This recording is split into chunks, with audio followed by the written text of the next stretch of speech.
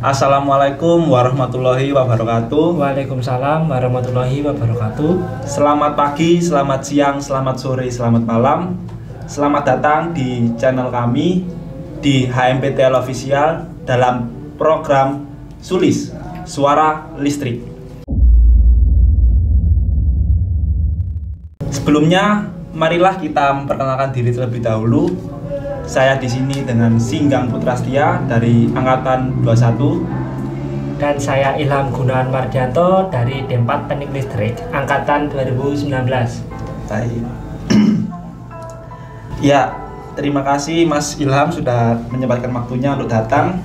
Terima kasih juga kepada penonton yang telah datang dan melihat channel kami.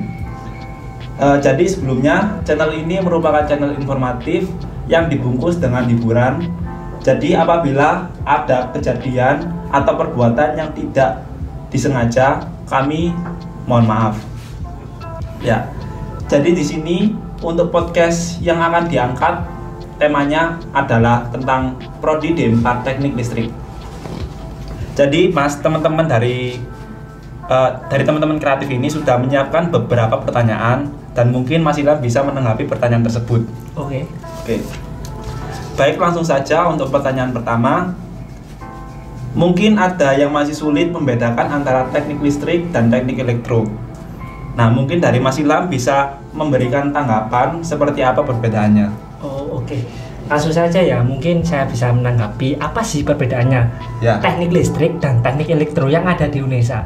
Mungkin teknik listrik sendiri lebih ke jurusan yang tegangannya lebih tinggi atau arusnya itu lebih tinggi, dan sedangkan untuk jurusan teknik elektro sendiri itu menjadi ada dua prodi sebenarnya, ada pendidikan teknik elektro dan S1 teknik elektro sendiri. Di S1 teknik elektro sendiri itu ada penjurusannya sendiri-sendiri antara prodi PTE ataupun prodi S1 teknik elektro sendiri tersebut. Sedangkan untuk teknik listrik sendiri lebih ke subnya itu lebih ke penjurusannya itu lebih ke arus tingginya, lebih ke instalasi listrik rumah, instalasi trafo yang ada di PLN itu, dan kurang lebih ke panel listrik juga atau panel surya yang terbarukan juga itu. Oke. Berarti perbedaannya mencolok dari teknik listrik dan teknik elektro ini yaitu mengenai tentang arus yang dipelajarinya, Mas ya. Iya. Untuk teknik listrik sendiri yaitu arus tinggi yang dominannya, sedangkan kalau teknik elektro sendiri mempelajari tentang sistem elektronika atau arus remah. Ya. Baik, terima kasih Mas. Untuk pertanyaan selanjutnya, apakah sebelum masuk di program studi D4 Teknik Listrik ini wajib mempunyai keahlian kelistrikan, Mas? Kan mengenai dari teman-teman dari D4 Teknik Listrik kan ada yang dari jurusan selain listrik seperti informatika, bahkan ada yang dari SMA maupun MA. Kembali lagi ke pertanyaan, apakah sebelum masuk di program studi D4 Teknik Listrik ini wajib mempunyai keahlian kelistrikan? Oke. Sebelumnya itu kalau untuk teman-teman yang mempunyai keahlian kelistrikan itu sepertinya itu bonus untuk di D4 Teknik Listrik ini atau untuk berkuliah di D4 Teknik Listrik ini. Tapi untuk teman-teman SMA, MA atau tidak ada basicnya untuk kelistrikan itu jangan khawatir. Dari perkuliahan ini kita bisa mempelajari apa itu listrik atau apa itu tegangan, apa itu arus, mungkin bisa seperti itu. Jadi di perkuliahan ini tidak serta-merta untuk harus mengetahui basicnya listrik ini. Memang itu harus mengetahui lah kita setelah kuliah. Tetapi untuk SMK sama SMA itu tidak ada bedanya. Kita sama-sama belajar, tapi kalau kita mengetahui ya dari SMK ya, dari mengetahui sedikit mengenai kelistrikan itu bonus untuk jenjang lebih enaknya di perkuliahan. Apalagi kan di D4 ini ada praktikum, mungkin dari SMK sedikit unggul seperti itu. Iya. Jadi terkait keahlian kelistrikan itu tidak harus, karena dari perkuliahan ini kita akan sama-sama belajar, dan bonus bagi teman-teman yang masuk SMK yang lulus dari jurusan kelistrikan di SMK, dan untuk teman-teman yang berasal dari SMA maupun MA juga bisa untuk mendaftar di prodi D4 Teknik Listrik ini. Betul. Baik, lanjut ke pertanyaan berikutnya. Menurut pandangan Mas Ilham terkait prospek kerja lulusan di D4 Teknik Listrik ini ada apa saja? Apakah hanya bisa bekerja di PLN ataupun bisa bekerja di perusahaan lain atau bagaimana, Mas? Ya sebelumnya dari pekerjaan sendiri atau prospek kerja itu tergantung kita ya, tergantung mahasiswanya masing-masing ya, tergantung bagaimana kita mengimplementasikan apa atas kejuruan kita, fashion kita. Contohnya kalau ke listrik kan juga bisa lah ke PLN, juga bisa ke Wilmar atau yang lainnya, perusahaan-perusahaan yang lainnya, tidak serta-merta ke PLN dan tidak serta-merta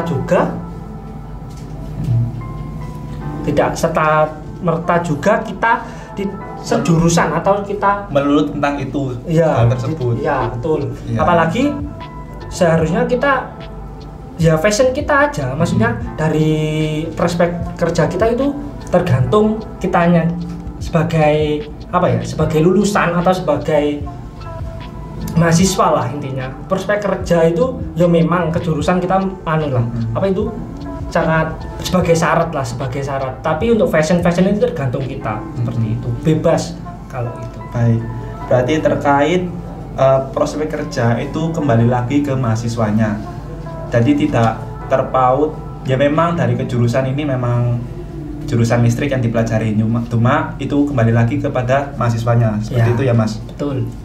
Baik, terima kasih. Untuk pertanyaan selanjutnya, bagaimana awal peralihan D4 Teknik Listrik dari Fakultas Teknik ke Fakultas Vokasi? Perlu diketahui bahwa misalnya prodi D4 Teknik Listrik ini sebelumnya masih ikut di Fakultas Teknik. Cuma di tahun 2021 kalau nggak salah semua prodi D4 di UNESA itu jadi satu ke dalam Fakultas Vokasi. Kembali lagi ke pertanyaannya, bagaimana awal peralihan dari D4 Teknik Listrik dari Fakultas Teknik ke Fakultas Vokasi, Mas? Ya, mungkin cerita sedikit ya. Awal mula perpindahan. Sebelumnya itu di UNESA itu ada prodi D3 namanya, D3 diploma. Nah, sebelum mengarah ke D4, ini ada perubahan lah sedikit kurikulum atau nggak tahu juga dari birokrasi dalam hal kebijakan ini. Minusnya dalam birokrasi tidak ada informasi mengenai ini. Jadi secara mahasiswa itu secara gamblang langsung kita berpindah, tidak ada seluk-beluknya itu bagaimana. Mungkin untuk lebih menyongsong Indonesia lebih ke sarjana terapan atau lebih mengunggulkan teknisi ya. Mungkin dari UNESA ini mempunyai ide D3 ke D4 dan akhirnya dari Fakultas Teknik sendiri mengadakan atau dari UNESA sendiri mengadakan program, yaitu program vokasi seperti itu. Oke. Terkait jurusan D3 sendiri itu bagaimana, Mas? Apakah masih berlanjut sampai sekarang atau memang digantikan oleh jurusan D4 atau bagaimana, Mas? Nah, informasi yang sekarang saya dapatkan atau di laman UNESA sendiri atau web UNESA sendiri untuk D3 itu sudah tidak ada, sudah lulus yang terakhir angkatan kalau nggak salah ini ya 2018. Jadi tergantikan dengan D4. Seperti itu. Baik, terima kasih Mas. Oke. Untuk pertanyaan selanjutnya terkait sistem perkuliahan di D4 dengan S1 itu sama atau memang ada perbedaan atau bagaimana, Mas? Terkait materi yang disampaikan ataupun jumlah waktu yang ditempuh atau bagaimana, Mas? Untuk waktu yang ditempuh ya kurang lebih itu sama SKS-nya 144 SKS. Iya. Tetapi yang membedakan sama S1 sama D4 itu yang pertama mungkin dari segi porsi teori sama praktikum. Kalau porsi teori sendiri lebih sedikit 40% dan praktikum lebih besar dari 60%. Seperti itu. Dan perbedaan yang ketiga tadi saya sudah bilang bahwasanya untuk prodi S1 yang ada di Teknik Elektro atau PTE itu juga berbeda. Apa yang perbedaannya itu ada penjurusannya di S1 terutama. Yang ada di teknik ya, setahu saya seperti itu. Baik, tadi terkait sistem perkuliahan di D4 itu lebih ke menjurus ke praktikumnya daripada teori tadi. Baik, terima kasih atas informasinya. Untuk selanjutnya bagaimana sistem penerapan pembelajaran kampus Merdeka di vokasi sendiri, entah magang, studi independen, KKN atau pertukaran mahasiswa. Kan baru-baru ini, bukan baru-baru ini sih, pemerintah kalau nggak salah ada kebijakan atau ya kebijakan lah bahasanya tentang kampus Merdeka. Kembali lagi ke pertanyaannya, bagaimana sistem penerapan pembelajaran kampus Merdeka di vokasi? Oke, yang lebih saya runcingkan sedikit ya ke prodi kita D4 Teknik Listrik. Mungkin saya akan lebih ke kelemahannya terlebih dahulu sebelum keunggulannya. Tadi untuk kekurangannya ini, kelemahannya ini dalam hal kampus Merdeka ini tidak ada informasi lanjutan mengenai ataupun informasi kalau diadakan seperti kampus Merdeka ini atau kayak KKN atau magang ini, maksudnya kurikulumnya itu masih goyang lah, masih belum tertata. Betul. Seperti itu. Tetapi untuk keunggulannya sendiri dari kelemahan tersebut, mungkin dari prodi dan birokrasi sudah mengevaluasi bahwasanya dalam hal tersebut dari birokrasi mengkonversi SKS yang ada di kampus Merdeka. Jadi seperti ini contohnya, kayak saya semester 6 kemarin saya magang pure 20 SKS seperti itu, mengikuti MBKM seperti MBKM yang ada di kampus Merdeka tersebut. Dari prodi itu mengkonversi SKS yang sejalan atau mata kuliahnya sejalan sama mata kuliah ke MBKM tersebut. Jadi yang 20 SKS yang ada di MBKM dikonversikan ke mata kuliah yang cocok seperti itu. Berarti terkait program kampus Merdeka ini terdapat kelemahan, yaitu dari pihak kampus sendiri masih informasi yang diberikan itu masih belum tertata, mungkin seperti itu. Terkait program kampus Merdeka sendiri bisa dimulai semester berapa, Mas? Kurang lebih ya, minimal ya kalau di laman kampus Merdeka itu minimal ada semester 5, semester 6, bervariatif sih sebenarnya, tapi minimal setahu saya itu semester 5. Semester 5? Iya. Oke, siap. Baik, lanjut ke pertanyaan selanjutnya. Bagaimana cara Mas Ilham memanajemen waktu yang baik agar bisa aktif di perkuliahan maupun di kegiatan lainnya seperti kerja atau organisasi atau apa? Oke, sebenarnya ini kita ya sebagai mahasiswa sendiri, kita akan, kalau niatnya kita perkuliahan pasti kita akan memberikan perkuliahan seperti itu. Tapi kita harus balance lah sama kehidupan sosial yang ada di kampus, terutama mengikuti organisasi, UKM, ataupun kalau ingin dari teman-teman ingin mencari uang saku tambahan seperti kerja, seperti itu kita harus memanage waktu. Bener, caranya itu kita ya sebagai mahasiswa mempunyai schedule atau mempunyai jadwal lah. Kayak contoh, kalau memang kita jadwalnya pagi sampai siang itu perkuliahan, ya kita jadwal seperti itu, Senin sampai Jumat seperti itu. Terus kita ada acara organisasi seperti diskus rapat, kita juga jadwalkan. Seperti itu.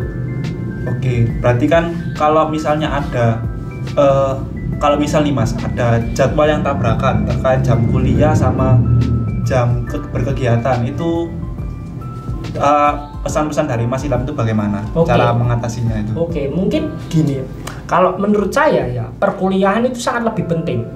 Menurut saya. Betul. Tetapi kalau memang organisasi ini membutuhkan sampean atau memang sampean ingin izin atau kalian ini izin berorganisasi, kalau memang diperbolehkan oleh contohnya pengampu dosen yang ada di kelas, tidak apa-apa, tapi jangan bolos, itu tidak baik. Oke. Betul. Kurang lebihnya kita sebagai mahasiswa itu yaitu menjadwal, ataupun dalam organisasi ini kita itu memberikan amanah ke teman kita, ke teman organisasi kita yang kosong, seperti yang kelas yang lainnya, seperti itu. Jadi kayak gini contohnya, seperti ini menghadiri diskusi ini, tapi dari kalian ada perkuliahan ataupun kerja, mungkin teman-teman bisa memberikan amanah ke teman yang ada di organisasi, fungsionaris yang lainnya, seperti itu. Berarti intinya saling koordinasi ya Mas? Betul, saling koordinasi. Baik. Baik, untuk pertanyaan selanjutnya mungkin bisa jadi dari teman-teman kreatif ini ada variasi pertanyaan. Siap. Yaitu berupa game tofu. Jadi tofu itu adalah toples fun. Oke, mungkin dari teman-teman kreatif bisa membagikan toplesnya. Ya, terima kasih Mas. Jadi di dalam sini terdapat beberapa pertanyaan yang sangat unik yang di khalayak umum itu juga dipertanyakan sebenarnya. Jadi langsung saja mungkin dari Mas Ilham bisa mengambil 1 atau 2 pertanyaan kemudian membacakan apa yang ada di dalam tulisan tersebut. Oke, siap. Sebentar ya. Ya.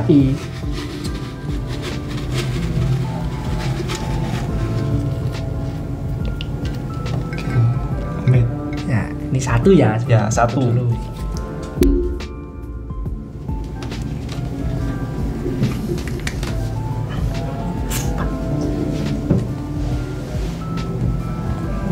Mohon pulpen. Ya. Pulpen depan situ. Ya. Amit. Ya.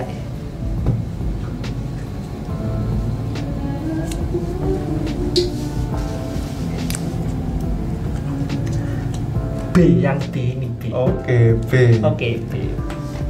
Saya minum dulu ya. Siap, monggo. Saya juga minum kalau gitu. Ya, terima kasih.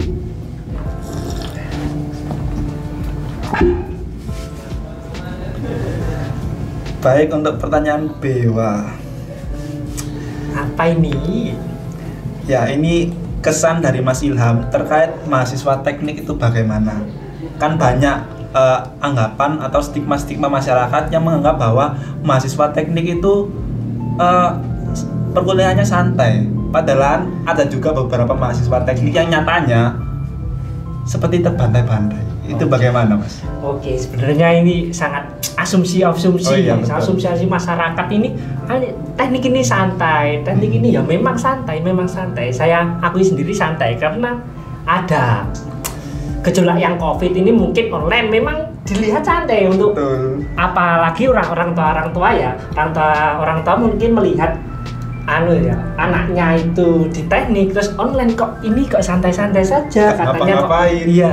Tetapi di balik itu pasti ada tugas, yaitu laporan itu pasti. Apalagi dulu ya di semester 3-4 itu ada banyak laporan seperti simulasi yang ada di laptop itu laporan juga ada seperti itu. Jadi tidak serta-merta santai, tidak serta-merta ngopi saja, tidak, tapi juga ada kesibukan kita seperti itu, buat laporan, mensimulasi, praktikum juga meskipun kita online ya, tapi teman-teman birokrasi itu atau bapak-bapak dosen atau ibu-ibu dosen itu tidak mati kutu atau tidak diam saja, tapi memberikan solusi bahwasanya ini perkuliahan ini harus dijalankan dan praktikum teman-teman itu harus lancar atau harus tetap berlangsung. Iya. Karena yaitu simulasi seperti MATLAB ataupun Proteus ataupun instalasi listrik melalui aplikasi online yang lainnya. Seperti itu. Baik. Jadi terkait dari stigma tersebut kan tiap orang berbeda-beda. Ya, betul. Ya. Jadi terkait kalau mahasiswa teknik itu jurusan yang santai ya enggak juga. Ya. Mungkin teman-teman bisa nyoba masuk dalam prodi tempat teknik ini. Sik. Untuk pertanyaan terakhir Mas, mungkin bisa dikocok kembali. Oke.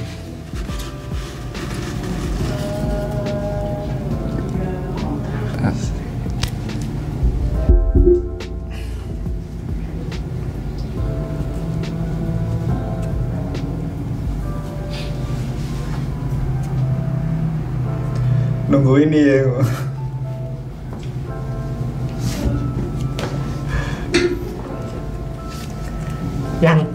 Yang C ya. C. Ya. Untuk pertanyaan yang C, apakah di setiap angkatan D4 Teknik Listrik mempunyai karakter khas yang mungkin turun-temurun di setiap tahunnya, Mas? Karakter khas? Wah, iya, betul. Ini pasti ada lah, nggak mungkin karakter khas itu pasti ada. Apa itu? Nah, yang ini kita itu saling kekeluargaan, saling melengkapi satu sama yang lain. antara angkatan 19, 20, 21 ataupun antara kelas sendiri. Seperti itu. Seperti dalam hal penugasan kita membantu, tapi ulangan tidak. UAS seperti itu tidak. Kita saling membantu. Memang membantu, tapi saat ujian kita menyelesaikan sendiri-sendiri seperti itu. Jadi kita kekeluargaan kita itu sangat erat seperti kita. Contohnya angkatan 2021 membutuhkan apa? Membutuhkan contoh, mas ini ada tempat magang yang recommended atau tidak, atau ingin magang di mana mas? Nah mungkin dari angkatan 19 sama 20 ini memberikan informasi antara lain, magang di sini lebih baik, magang di sini lebih sesuai seperti itu. Baik, berarti karakter yang turun-temurun dari dulu sampai sekarang itu adalah kekeluargaan yang tinggi. Ya, seperti itu ya Mas ya? Iya. Oke.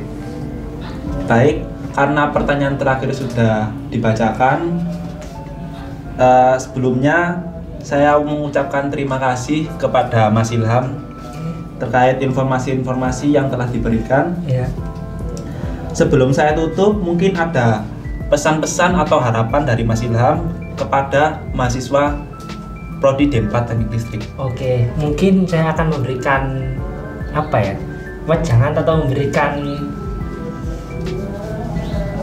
sepatah dua kata. Iya, sepatah dua kata atau kalimat lah intinya untuk melekat di teman-teman angkatan 2020, 21, 22 dan seterusnya, apalagi angkatan 2019 sendiri. Mungkin ini.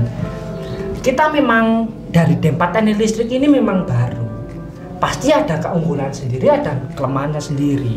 Seperti nah, menurut saya teman-teman 2019, 2020, 2021 dan 2022 dan seterusnya itu menjaga keunggulannya dan kelemahannya kita lengkapi seperti itu. Contoh kelemahan atau yang ada di D4 ini kualitas ini sangat kurang. Bagaimana kita sebagai mahasiswa untuk menanggulangi seperti ini? Contoh kita ya mengikuti seperti program-program Kemendikbud itu, atau kita magang, atau kita praktek industri, kita praktek kerja lapangan, kita harus bersungguh-sungguh terutama seperti itu biar mendapatkan hasil praktikum, hasil mengetahui tentang instalasi listrik, prodi ataupun mata kuliah yang lain yang ada di lapangan seperti itu. Itu untuk kita sebagai mahasiswa untuk melengkapi, tidak malah membebani seperti itu. Tapi ada satu juga dari birokrasi juga harus juga melengkapi bahwasanya kalau ingin mahasiswa seperti ini berprestasi, kita harus memfasilitasi, berani memfasilitasi seperti itu. Jadi seperti itu Mas Ingka. Iya. Terima kasih banyak atas pesan-pesannya tadi. Semoga harapan-harapan dari Mas Ilham bisa terwujud. Oke. Karena sudah di penghujung acara, sampai jumpa lagi di episode Sulis selanjutnya. Kami pamit undur diri. Wassalamualaikum warahmatullahi wabarakatuh. Waalaikumsalam warahmatullahi wabarakatuh.